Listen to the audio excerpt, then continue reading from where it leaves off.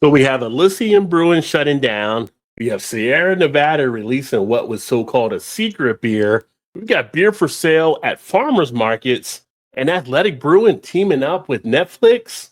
Let's take a look at the rest of the beer news for this week.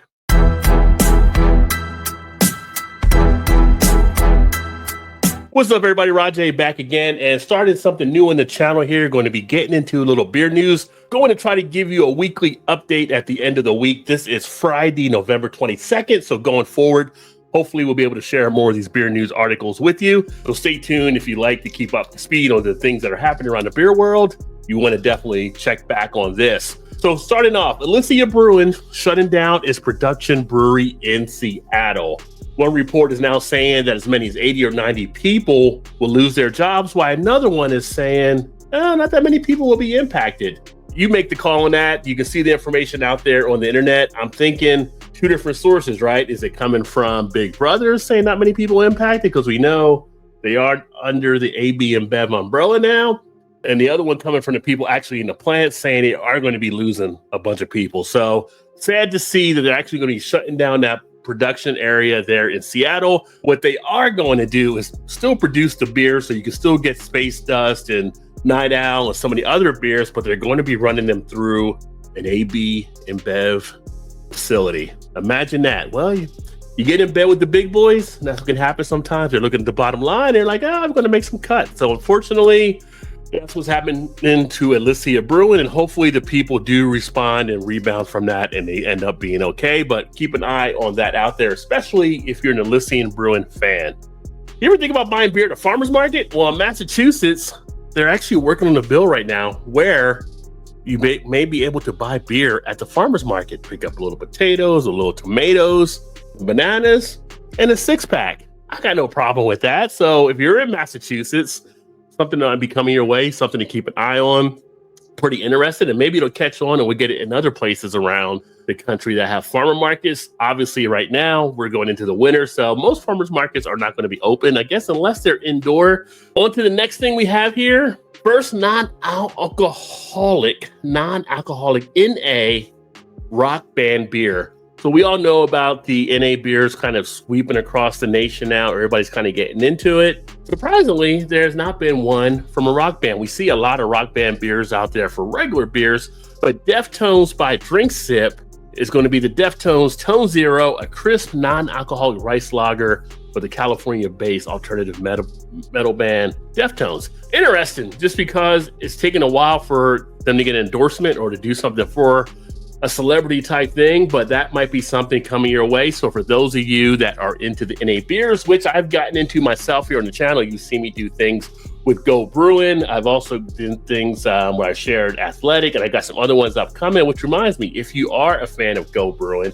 make sure to click the link tree in the description. There's a spot there where you can go to Go Brewing, and with the promo Rod J BeerVentures, you get 15% off your order. So check that out if you do want to get some NA beer. But as far as this one goes, if you happen to see it out there, you're a Deftones fan, something to look forward to. Sierra Nevada Brewing has now planned to go public with the most limited release beer they say they have. It's the Celly Drippins. There's a secret offering for years. Apparently we had to go, I think, out west to get that one, but now it will be released November 22nd at Sierra Nevada's Mill River location there in North Carolina.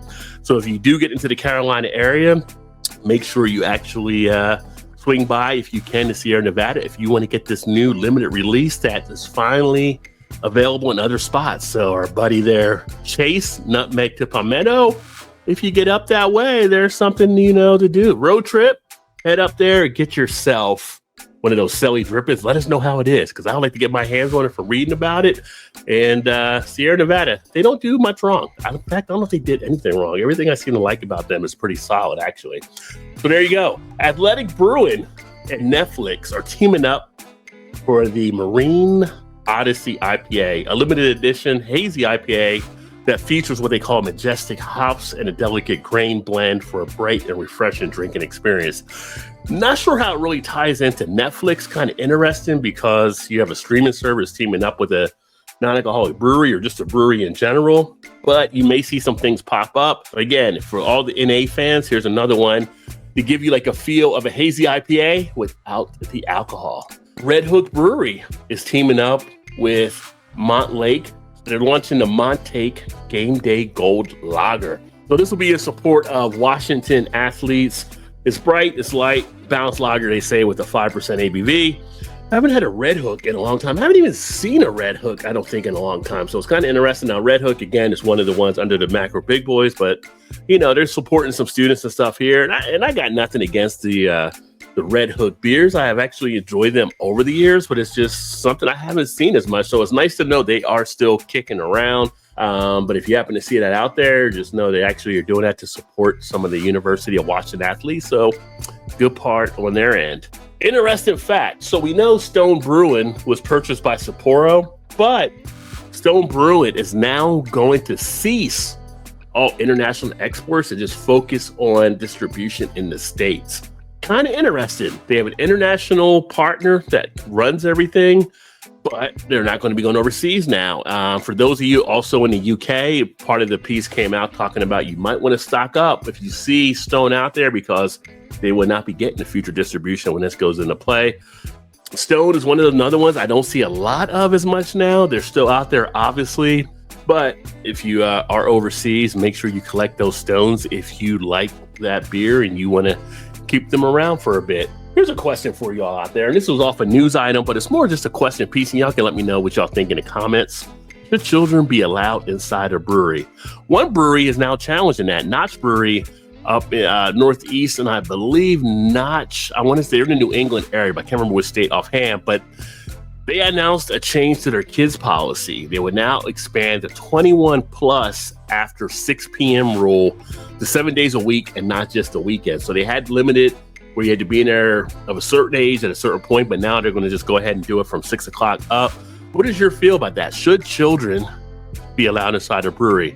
Kind of a mixed bag that people have been replying with comments off that article. DFW has now moved to the third most expensive airport for beer prices in the nation. So if you happen to fly, which we're heading into Thanksgiving at the time of cutting this video next week, some of you might be taking flights. If you're going through DFW, be prepared. You may pay a little bit more for your beer there.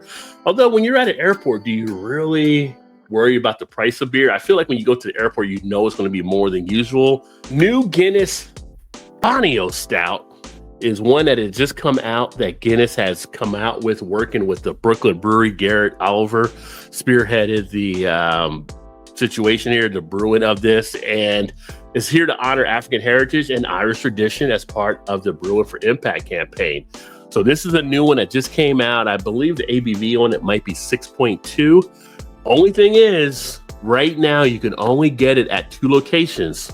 Baltimore's Open Gate Brewery, and then Chicago, where they have the brew house. Unfortunately, that's where it's at right now. Maybe we'll see some things open up, but I'm interested in seeing how this one actually tastes. So I'm going to try to see if I can grab it here in Baltimore before we head out to move back to Cincinnati this weekend. So stay tuned for that for an upcoming review. But if you happen to be around those areas, or you know people around those areas, might want to go ahead and get that checked out, because Garrett Oliver put some great beers out there. So it's nice to see Brooklyn Brewery team up with Guinness. And then the last thing for beer news this week, just to throw it out there for those of you still keeping on Chicago, it is the Festival of Wood and Barrel Aged Beer taking place this weekend. All barrel aged beer, big festival. If you're going to that in Chicago, make sure you know what you're drinking. Moderation is always a key. People can get hammered with some of the barrel aged stuff they're actually putting out, but it's really a good time from everything I know about it. Possibly next year, I can try to get up there, because I'll only be 5.5, 6 hours away from Cincinnati to Chicago. So stay tuned.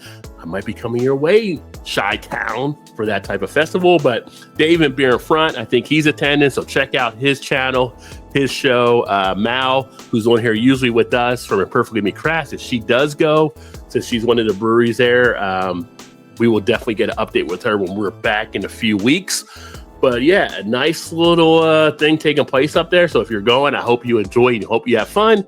That being said, that's the beer news for this week. Let me know if you like this type of broadcast, and I'll keep bringing these. I'm going to try to do these on Friday nights.